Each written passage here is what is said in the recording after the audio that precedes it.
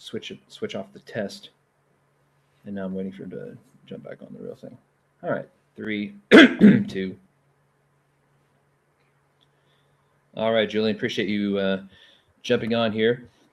So I want to start out with by explaining the thesis which I wrote.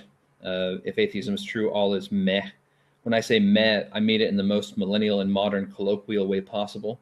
A vocalized shrug of the shoulders, you might say. A verbal apathy bomb. I'm trying to say that nothing matters. You probably can't prove that anything matters. And even the fact that nothing matters doesn't matter. In short, if atheism is true, total absurdity. Should you therefore off yourself because life is a waste of time? Meh. The atheist worldview has no objective, overarching grounds for any moral position. Certainly, atheism has room for a personal code of morality. It allows for societal morality to evolve, has room even perhaps for a categorical imperative or something similar. But if you ask enough why questions, we discover not that the emperor has no clothes, but that the chariot is in fact empty. Everyone is their own emperor, and therefore there is no emperor at all. Now, what implications does that have for the aforementioned motivation for our believing this or that worldview? When you say, I believe in blank, implied in that statement is the statement, and I recommend it to you because I believe it to be true. That's an implication. If you didn't mean that, then you should say something else. It boils down to, I think you also should believe this. On atheism, however, I'd like to know whence comes the power of this should statement.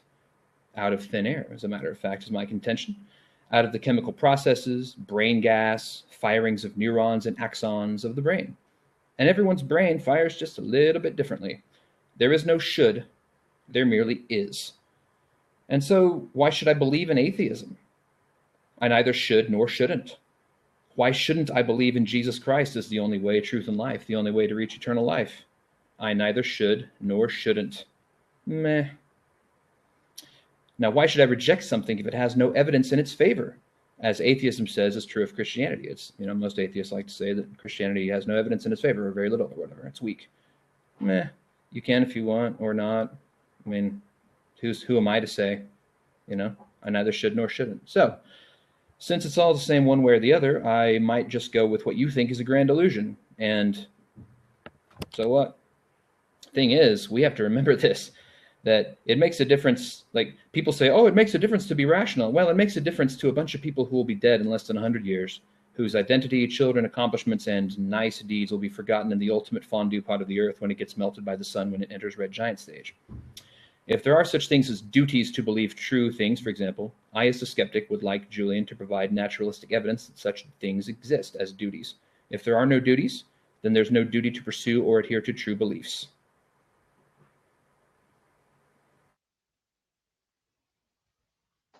Why should you? Why shouldn't you? Or why shouldn't you? Why should or shouldn't you do that? Where does that authority come from? But I know we're going to talk a lot about that, but let's go ahead and get into some definitions. By saying atheism is a lack of belief or a strong disbelief. It doesn't have to be a total belief in the existence of God or gods. Truth is being in accordance with the actual state of affairs. Its true description is being in accordance with the actual state of affairs. It can also mean to be comfortable in a essential way. Or 3, which also answers one of your questions, it can be fully realized or fulfilled. Dreams come true. So my understanding of May is you're saying that this is boring. This creates indifference. So the thing is, we live and our lives are in the here and now. Without the threat of death, what reason is there to live at all? And it's not really a question of if I want to believe in God or not. It's a question of what my goal in life is, and it's a question of how I'm fulfilled. Because I could argue, and there are atheists who argue, that by believing in God, I compromise my life because my goal is tomorrow. It's not today. So I'm not supposed to do that thing because I might burn forever for it. So I have more reason to live. now without God. That's why Nietzsche said God is dead. Some apologists try to point this in the other direction. He was just saying you go for everything, fulfill your dreams. That is your truth in life. Your life is the here and now. There is no more morality beyond yourself and your own determination. And maybe an atheist doesn't want to believe in Jesus Christ because he sees it as a hindrance to his own personal decisions. Someone else makes that for him. He loses power. It's a compromise. So why should I? Where does this authority come from? Or why shouldn't I do that? Why wouldn't I get more out of life if I could have sex with whoever I wanted to have sex with? Why?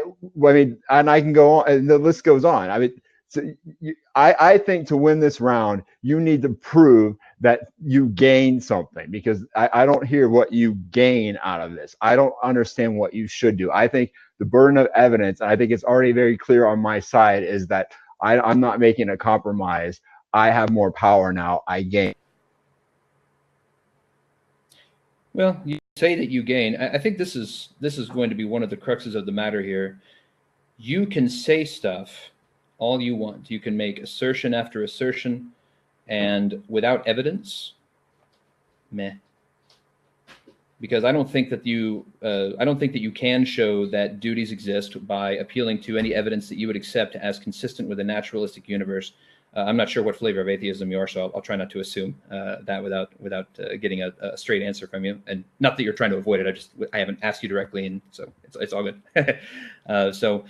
You're right when you say that when I say meh, it's kind of like indifference or apathy or just throwing up your hands like, oh no, there are no duties, or we haven't seen evidence of duties yet. So, maybe in the next 3-minute segment, you'll get a chance to show evidence that duties exist and explain how you know what they are and what they are, et cetera, et cetera.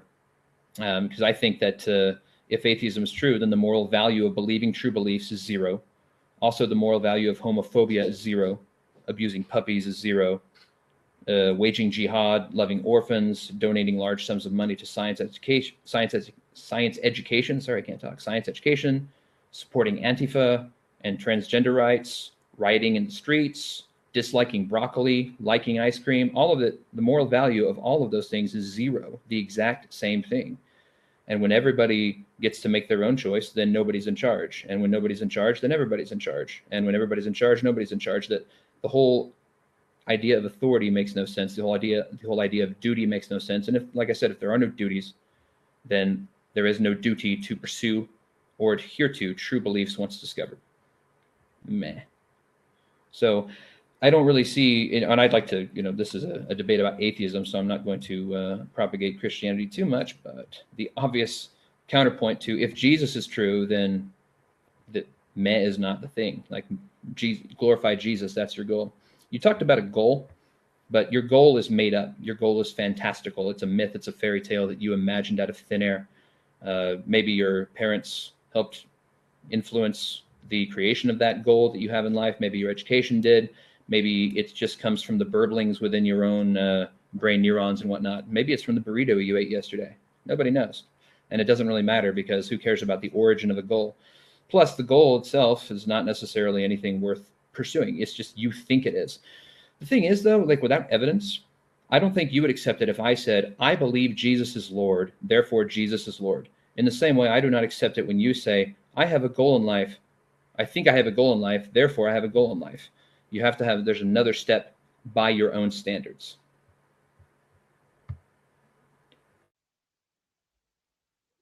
You're not telling me why I should do anything with my life.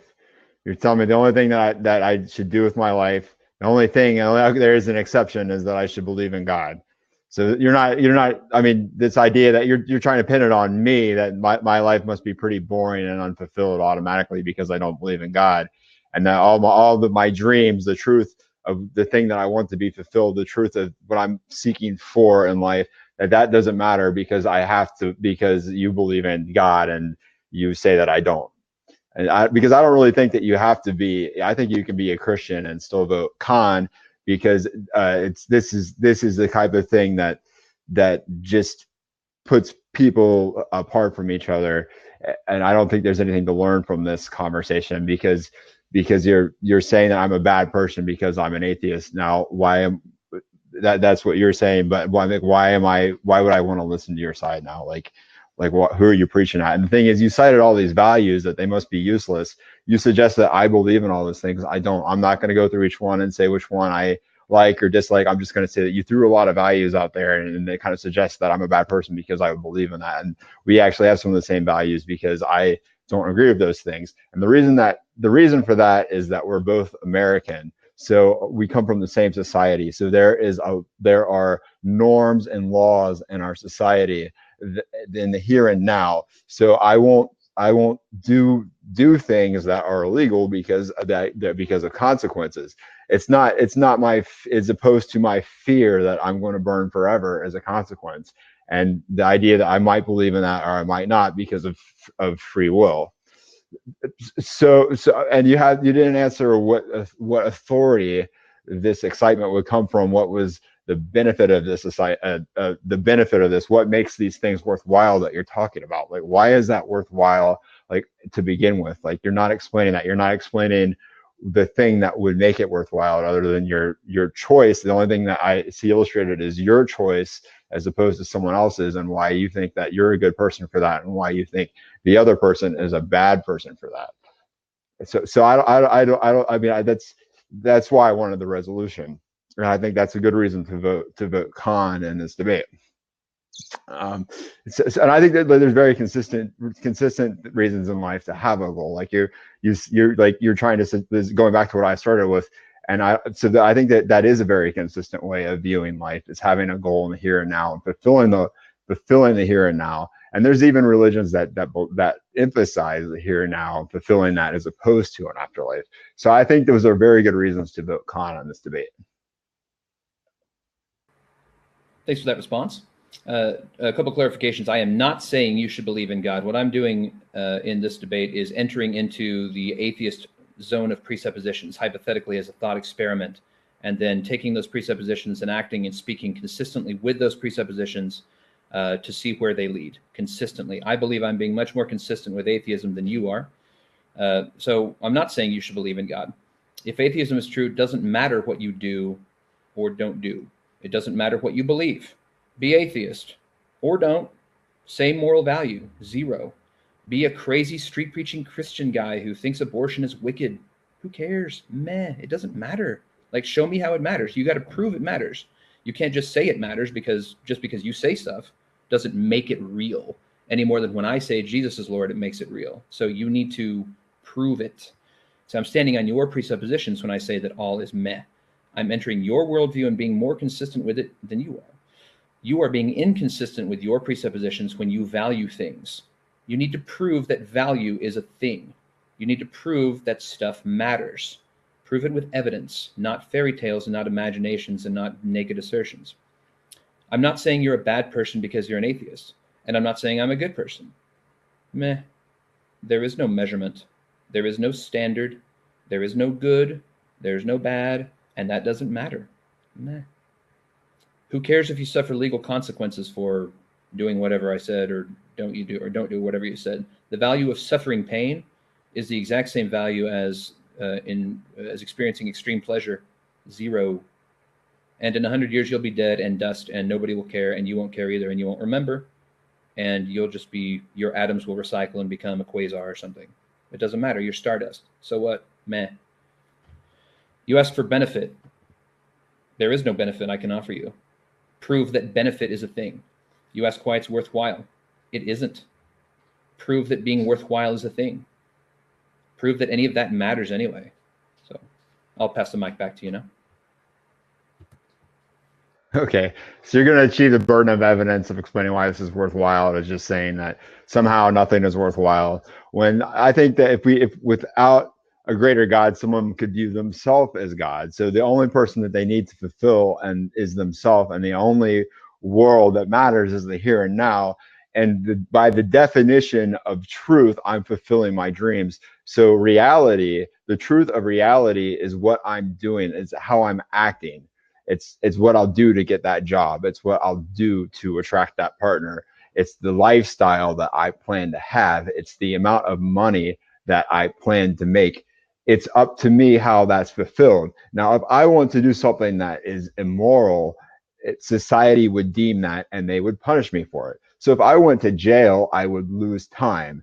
And my goal in life would be to make the most of the time I had, because that would be my legacy.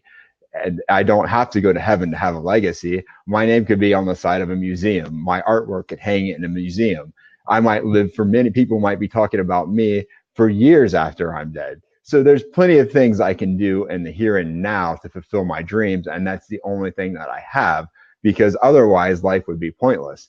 I think it would be really boring to think that because I believe in God and my goal is to go to heaven, that's the only thing that I'm supposed to do in life. And I mean, to the point where it almost falls over your side of the cliff, because now I don't have to fulfill any of those things. I don't have to have any kind of lifestyle. I don't have to have the partner I want. I don't have to have the job I want. I don't have to have the income I want, because I'm just going to go to heaven and everything's going to be great forever. Right. So I think that most Christians, and if you're a Christian, this is another reason to vote con, that they want a lot more out of their life, and that they would get more out of life with God. But you think that that you don't have to explain what you get from God. You're like, I haven't heard that. Like, you haven't said like what authority would would do that. So like, it sounds like I'm a bad person because this authority creates these things. So what, I mean, what is worthwhile about this? Like, what is the benefit of that? Like, why have this conversation? I mean, how is it? I mean, well, I'm glad we're having the conversation, but how does this? Let me say it this way: how does this conversation bring people together? I think it brings them apart, and because that's one of the reasons why, like, I wouldn't really want to do a religious debate. Like, I only do one. I like doing them, but I only do them every now and then, is because I think that it just makes the two people, like, their ideas don't really come together. And atheism doesn't have to be an absolute belief that God doesn't exist. It's just a strong doubt, because the person doesn't have any way to prove, and we can't prove it either way. So there's a doubt. All right, thanks for that. You said I avoid the burden of proof. My response is simple. So what? I mean, what's the burden of proof? I don't understand how how that exists. I also don't, because everything that we're talking is actually just brain gas.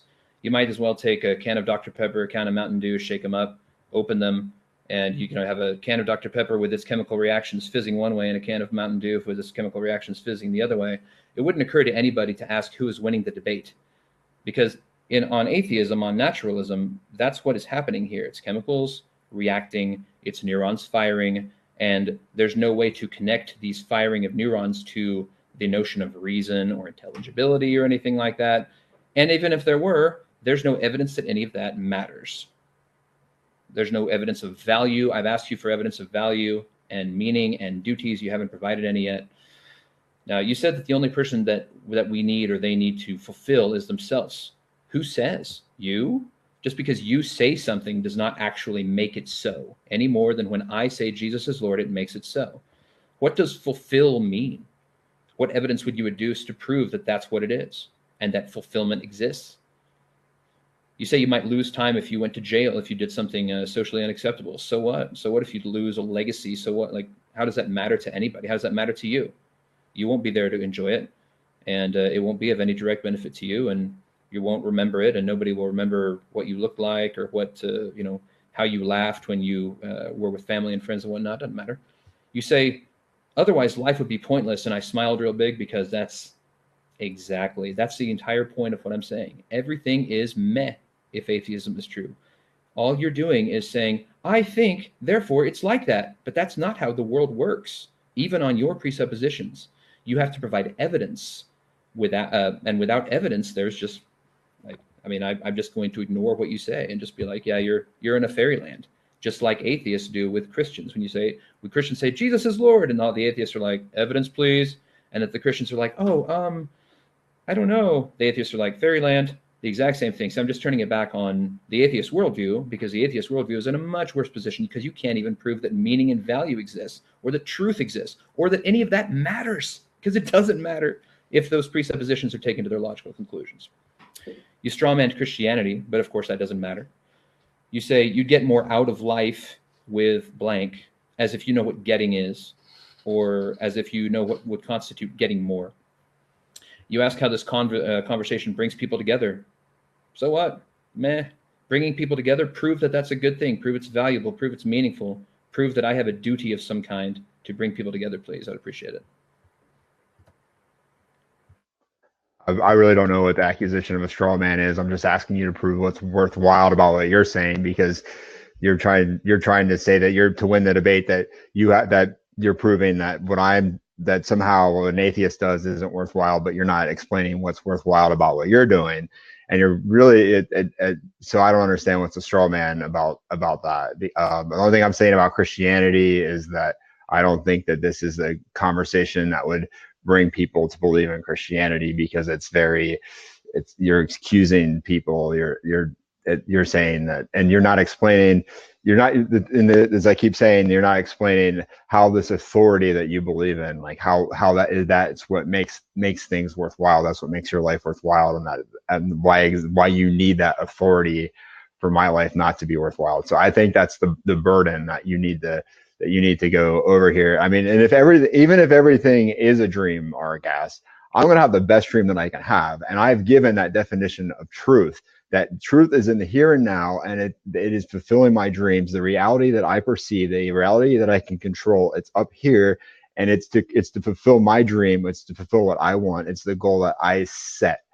And even if you're a Christian, I think you can still vote con, because your goal may very well to go to heaven, but you have many things in your world that you believe that you should achieve, and that you should achieve, so that you have a good reason to vote con, because by your standard, there's nothing in this world that would need to be achieved at all. There's no standard of living that someone would need to have, or anything like that.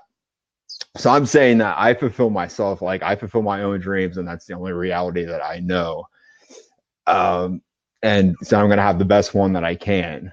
So I have plenty of reason. I have plenty of pleasure in life, because I want the best that I can in this reality, and the here and now, this reality that can be fulfilled, and that I have defined, and that you haven't, as a definition of truth. All right. Thank you, sir. Yeah, I wanted to say, like, exactly what I'm doing about the worthwhile comment.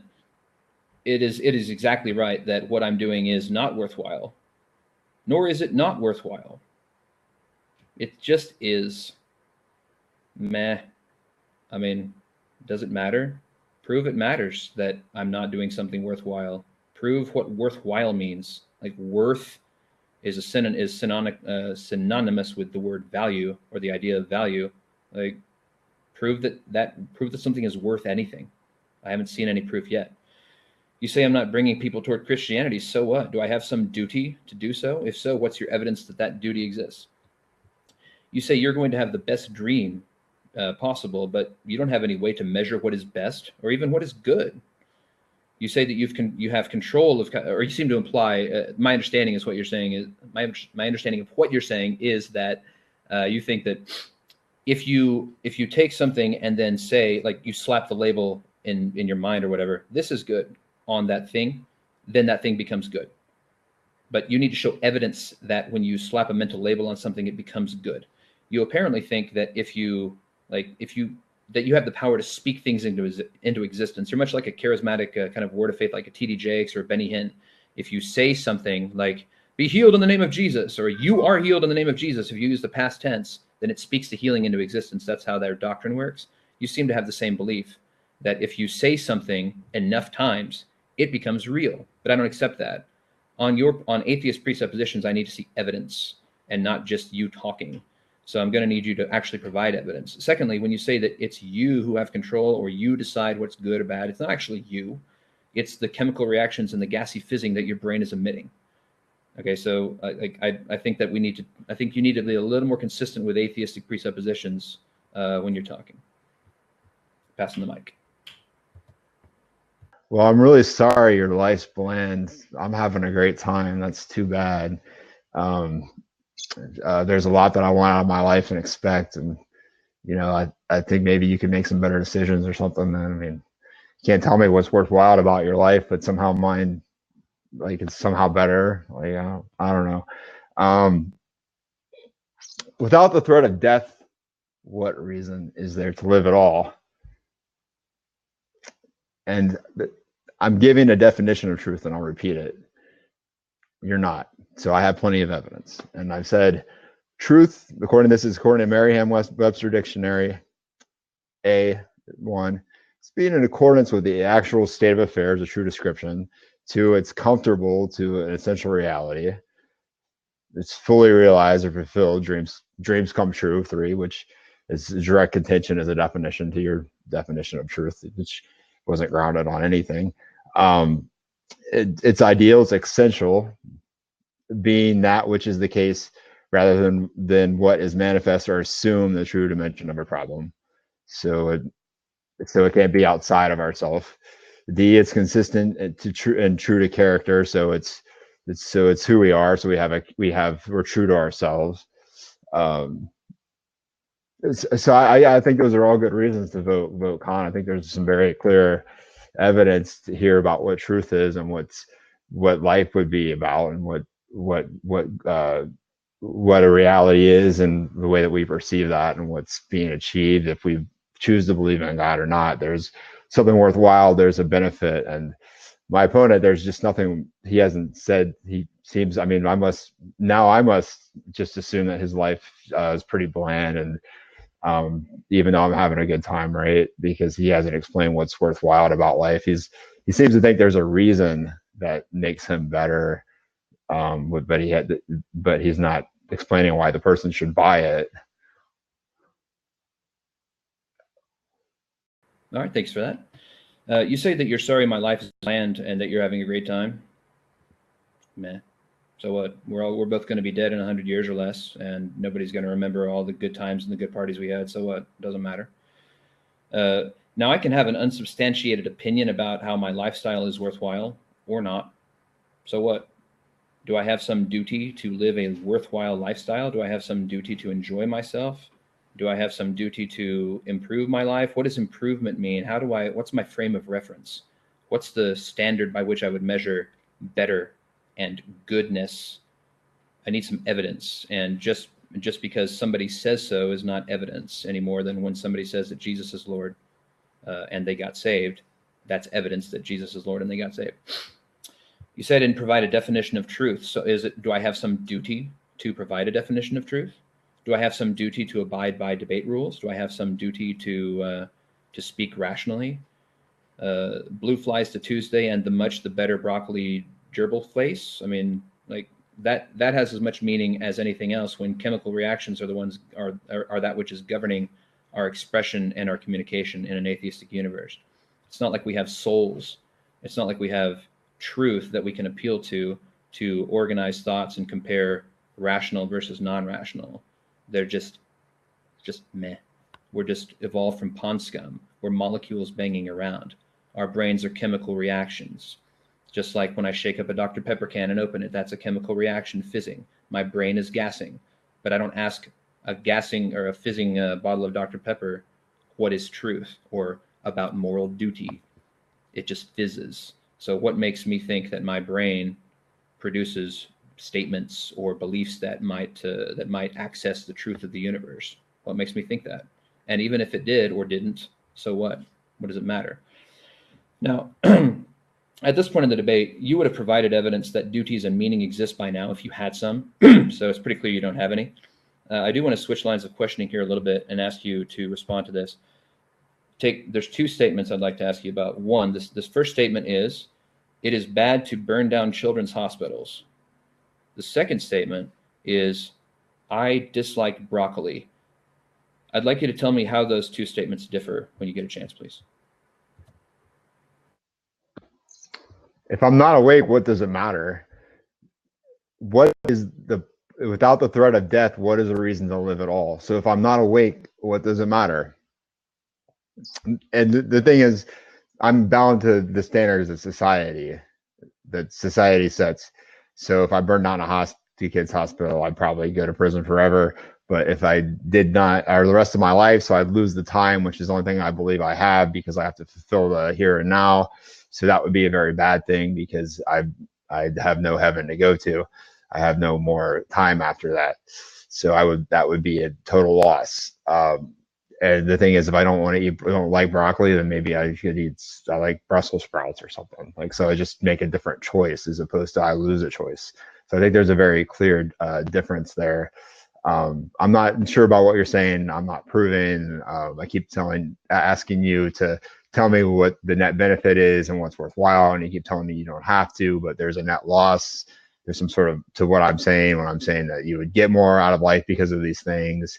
That they're all true to the definition of truth, which is my evidence that that's your character, that's your dreams fulfilled, that's what you can do now, that's which is the only reality that you know. So yeah, I think there's a lot of reasons to vote calm that you haven't answered, and that, I mean, the burden of evidence is a two-way street here, and it seems to be all on my side. It seems like all the evidence is on my side. All right, so thank you, sir.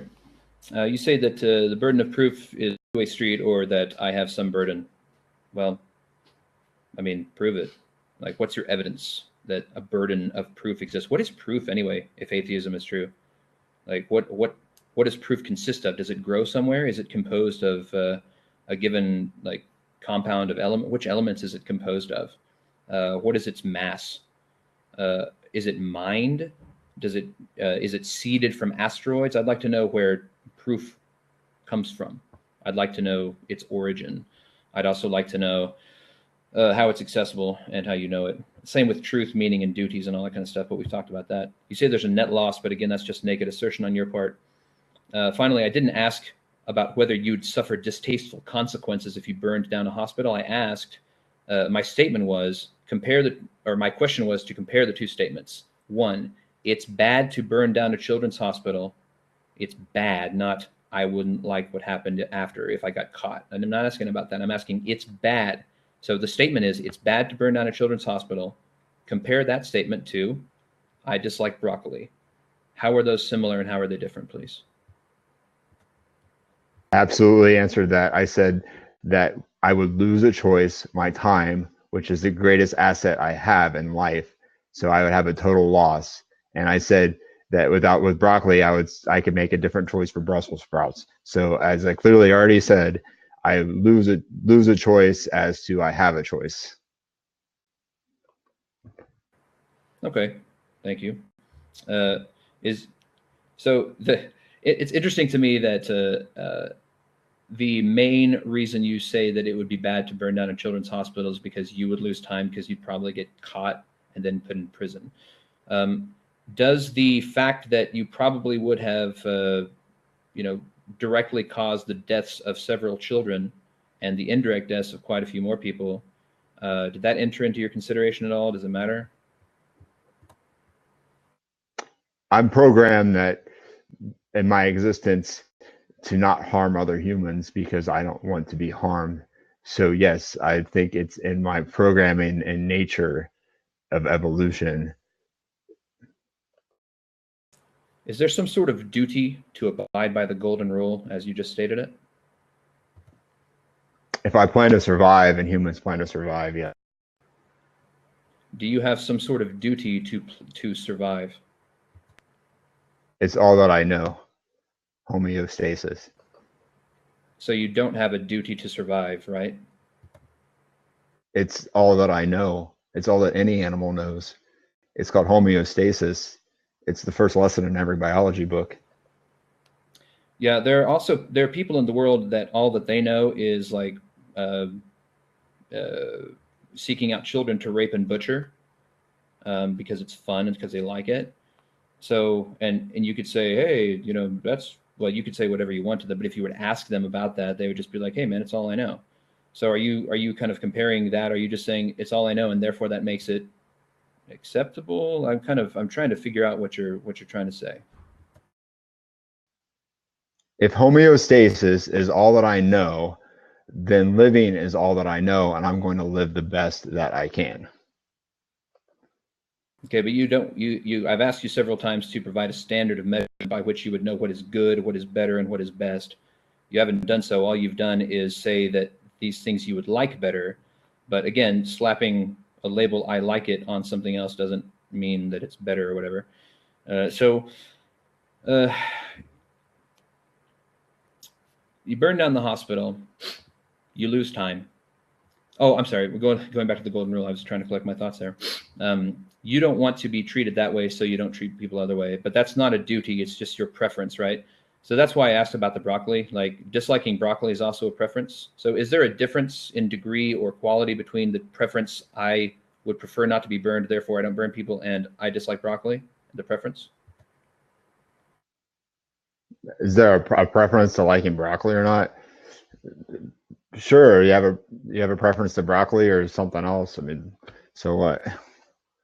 I mean, I'm asking about the difference between you prefer not to be burned, therefore you don't burn other people, and you also prefer not broccoli. Is there a difference between those two preferences in quality? Society isn't going to hold me to a standard where I go to prison and lose the only commodity that I have, the greatest asset that I have, time, as I've already said, as opposed to I'll just buy some salad. Okay.